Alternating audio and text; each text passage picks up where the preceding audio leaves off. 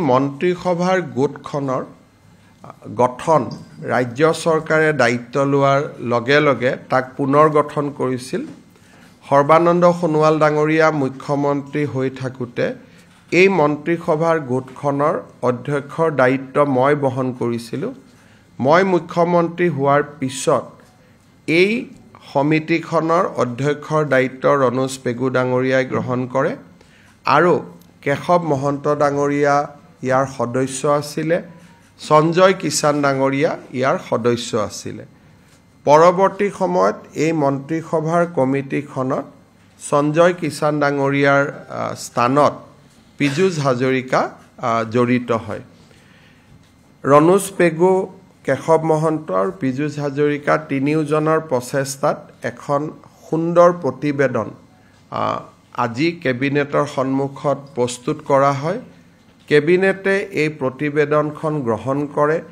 মন্ত্ৰীসভাৰ তিনিওগৰাকী গোটৰ সদস্যক ধন্যবাদ জনায় আৰু আমি আশা কৰোঁ যে এই প্ৰতিবেদনখনে আমাৰ 6 জনগোষ্ঠীৰ আশা আকাংক্ষাক প্ৰতিনিধিত্ব কৰিব পাৰিব আৰু সমান্তৰালভাৱে বৰ্তমানৰ জনজাতি লোকসকলৰো কোনো ক্ষতি নোহোৱাকৈ বা তেওঁলোকৰ কোনো অসুবিধা নোহোৱাকৈ আমি এই 6 জনগোষ্ঠীৰ আশা আকাংক্ষা পূৰণ কৰিব পাৰিম।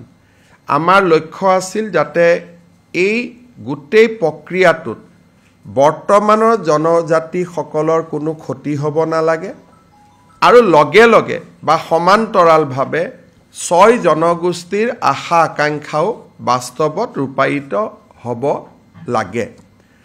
মই বিশ্বাসী যে অসমৰ কঠিন পৰিৱেশৰ মাজত এটা ভাৰসাম্য বজাই ৰাখি মন্ত্ৰীসভাৰ গোটে যিখন প্ৰতিবেদন দাখিল কৰিছে সি নিশ্চিতভাৱে আমাৰ সকলোৰে আশা আকাংক্ষাক প্ৰতিনিধিত্ব কৰিব পাৰিব। বিধানসভা চলি থকাৰ কাৰণে এই প্ৰতিবেদনখন আমি সাংবাদিকসকলৰ হাতত দিব বিচৰা নাই, যদিও কেবিনেটে তাক অনুমোদন জনায়।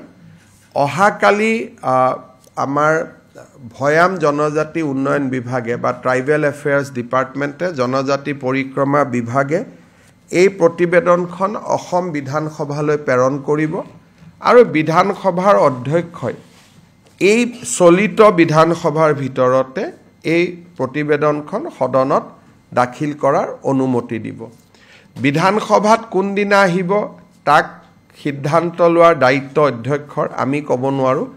কিন্তু অধ্যক্ষ মহোদয়ক আমি অনুৰোধ জনাম যাতে চলিত অধিৱেশন যি 29 তাৰিখে শেষ হ'ব তাৰ পূৰ্বেই যাতে সদনত এই প্ৰতিবেদনখন ৰাখিবলৈ বা প্ৰতিবেদনখন সদনৰ উপস্থাপন কৰিবলৈ আমাক যাতে অনুমতি দিয়ে আৰু মই নিশ্চিত যে অধ্যক্ষ মহোদয়ে নিশ্চিতভাৱে সেই অনুমতি প্ৰদান কৰিব।